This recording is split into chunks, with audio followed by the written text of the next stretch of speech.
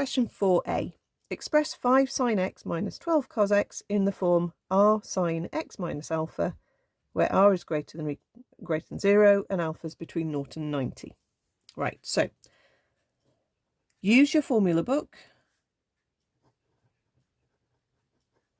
Okay, find the trig section and look up sine of a minus b. Okay, so what we can do, if we do that, is we can say that 5 sine x take away 12 cos x is the same as r multiplied by, and then we're going to copy the formula, but we're going to use x for a and alpha for b.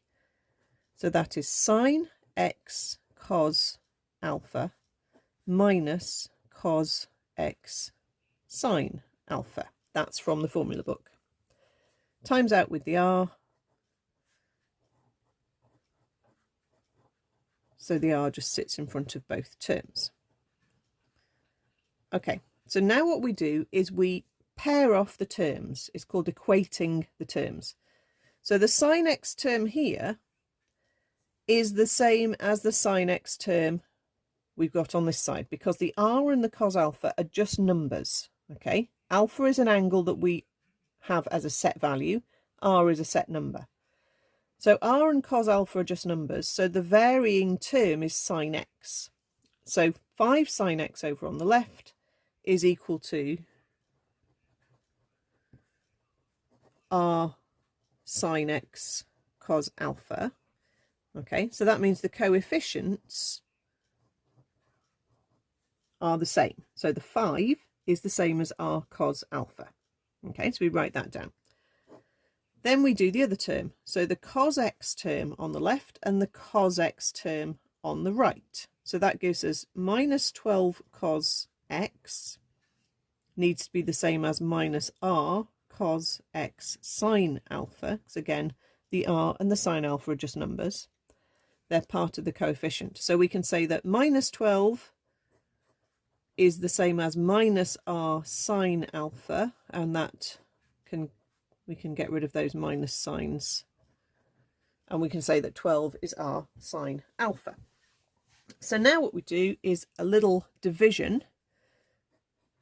Remember your trig identity, sine alpha over cos alpha. So if we take the r sine alpha and divide it by the r cos alpha, and the r cancels out, that would then be the same as the 12 over the 5.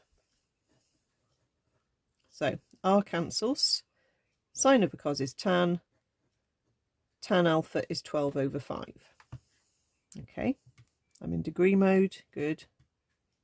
Shift tan, 12 over 5 gives me alpha is about 67.4 degrees. 1 decimal place is fine. To find r, you've got 2 ways of doing it. You can either take this answer, the full decimal on the screen, and just sub in to one or other of these equations. So 5 over cos answer would be fine, and that would give you a nice answer of 13. Okay.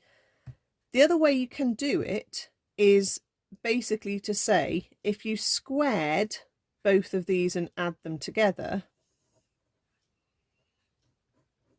if you squared the left hands and added them together, and you squared the right hands and added them together,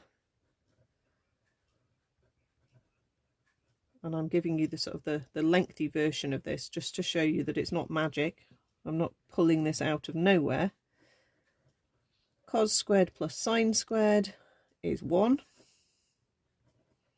So it's effectively, you can do a little bit of Pythagoras really on the 5, the 12 and the r. And the r is always going to be the longest side of the triangle effectively. It's always going to be the r squared equals the other 2 squared added together. So that's another way you could use a method to get to r is 13. Okay, so either way you should get either a nice whole number for r, or at the very least you should get a surd. If you did the trig version and you got a horrible decimal, try squaring it and it should square to be a whole number. So therefore you know that the original decimal was root something. Okay, so our answer here is 13 sine, come right back to this pattern here, x minus 67.4. Make sure you write that at the end of your kind of workings there.